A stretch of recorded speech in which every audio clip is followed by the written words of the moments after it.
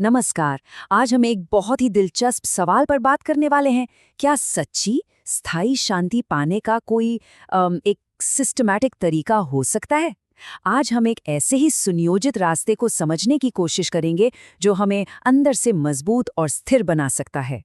तो हमारा ये सफर 4 हिस्सों में बटा होगा। सबसे पहले हम समझेंगे असंतोष के चक्र को, एक ऐसी चीज जिसे हम में से कई लोग महसूस करते हैं। फिर हम शांति की नींव रखेंगे। इसके बाद हम विकास के उन 3 स्तंभों की बात करेंगे जो इस पूरी यात्रा का कह सकते हैं दिल हैं। और आखिर में हम उस परम शक्ति चेतना को जानेंगे जो इन सब का मकसद है। तो चलिए शुरू करते हैं। तो हमारी ये यात्रा शुरू होती है एक बहुत ही आम जाल को पहचानने से। एक ऐसा जाल जिसमें हम अक्सर फंस जाते हैं, बाहर की चीजों में खुशी ढूंढने की एक कभी ना खत्म होने वाली दौड़। तो यहाँ पर एक बहुत ज़रूरी बात सामने आती है। जैसा कि इस स्लाइड पर हम देख सकते हैं, एक रास्ता है भौतिक चीज़ों की तरफ भागने का, एक अंतहीन चक्र जो असल में हमें कहीं नहीं ले जाता। लेकिन एक दूसरा रास्ता भी है जो अंदर की ओर जाता है, और वहीं पर हमें सच्ची और टिकाऊ शांति मिलती है। सवाल ये उठता है कि इस चक्र से बाहर कैसे निकले। देखिए, किसी भी मजबूत इमारत को बनाने के लिए सबसे पहले एक ठोस नींव डालनी पड़ती है। तो चलिए देखते हैं कि ये आंतरिक शांति की नींव आखिर रखी कैसे जाती है। इस नींव का जो पहला पत्थर है वो है संयम। अब संयम का मतलब कोई सजा या खुद को रोकना नहीं है, बल्कि इसे अपनी एनर्जी को समझदारी से मैनेज करने का एक तरीका समझिए, ताकि ये बेकार की चीजों में बर्बाद ना हो और हम इसे सही जगह पर लगा सके। ये स्लाइड एक बहुत ही जरूरी क्रम दिखाती है। सोचिए, एक डॉक्टर इलाज करने से पहले शरीर को साफ करता है ना? ठीक वैसे ही हमें भी ध्यान जैसी उन्नत तकनीकों पर जाने से पहले एक मजबूत नैतिक नींव यानी परिशोधन तैयार करनी पड़ती है। इसमें राजयोग के यम और नियम जैसे सिद्धांत आते हैं जो हमें एक संतुलित जिंदगी जीने में मदद करते हैं।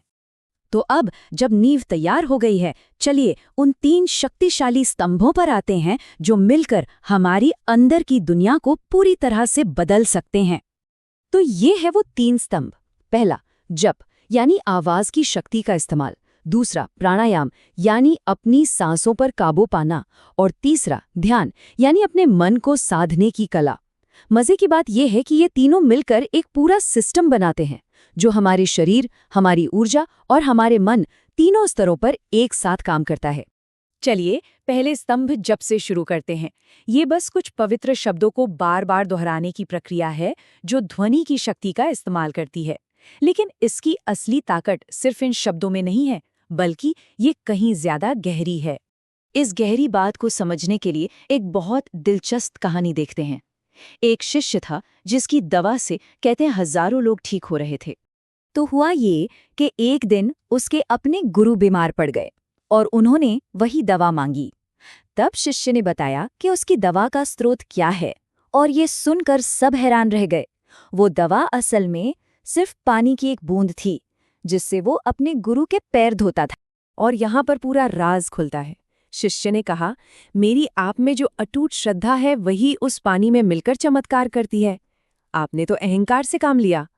तो बात समझ में आई, जबकि असली शक्ति सिर्फ आवाज में नहीं बल्कि उस अटूट विश्वास और श्रद्धा में है जिसके साथ उसे किया जाता है। अब आते हैं दूसरे स्तंभ पर, प्राणायाम। ये हमारी सबसे बुनियादी प्रक्रिया यानी हमारी सांसों पर महारत हासिल करने की कला है ताकि हम अपनी जीवन शक्ति को नियंत्रित कर सकें। इसकी एक बहुत ही सरल लेकिन शक्तिशाली तकनीक है प्राणाकर्षण प्राणायाम। इसमें बस कल्पना करनी है कि जब भी हम सांस अंदर ले रहे हैं तो ब्रह्मांड की सारी सकारात्मक ऊर्जा को अपने अंदर भर रहे हैं, और जब भी सांस छोड़ रहे हैं तो शरीर की सारी गंदगी और नकारात्मकता को बाहर फेंक रहे हैं। और अब हम पहुंचते हैं आखिरी स्तंभ पर, ध्यान। देखिए, जप और प्राणायाम हमारे मन को शांत करने में मदद करते हैं, और ध्यान जो है वो उस शांत मन को एक जगह पर टिकाने की कला है। ये हमारे उस बंदर मन को वश में करने का अंतिम चरण है। ध्यान के भी कह सकते हैं 2 स्तर हैं। शुरुआती चरण में हम किसी भारी चीज पर ध्यान केंद्रित करते हैं, जैसे मोमबत्ती की लौ पर। लेकिन जो उन्नत चरण है उसमें हम बिना किसी बाहरी सहारे के अपने मन के अंदर ही कोई विचार या छवि बनाते हैं और उस पर ध्यान केंद्रित करते हैं, जैसे उगते हुए सुनहरे सूरज की कल्पना कर। तो सवाल ये है कि इन तीनों स्तंभों जप, प्राणायाम और ध्यान का आखिर मकसद क्या है? इनका मकसद है उस एक परम शक्ति को जगाना, उसे विकसित करना जो हम सभी के अंदर मौजूद है। यहाँ एक बहुत ही शक्तिशाली विचार है। मनस्थिति ही परिस्थितियों की जन्मदात्री है। इसका सीधा सा मतलब है कि हमारी बाहर की दुनिया हमारे अंदर के मन का ही आईना है। हम सिर्फ हालातों पर प्रतिक्रिया नहीं करते, हम उन्हें बनाते हैं। जरा सोचिए, विज्ञान से लेकर कला तक दुनिया का हर बड़ा आविष्कार, हर महान रचना का स्रोत क्या है? वो है मानवीय चेतना। यही वो परम रचनात्मक शक्ति है जिसने हमारी पूरी दुनिया को आकार दिया है। तो आखिर में ये हमें एक बहुत बड़े सवाल के साथ छोड़ जाता है।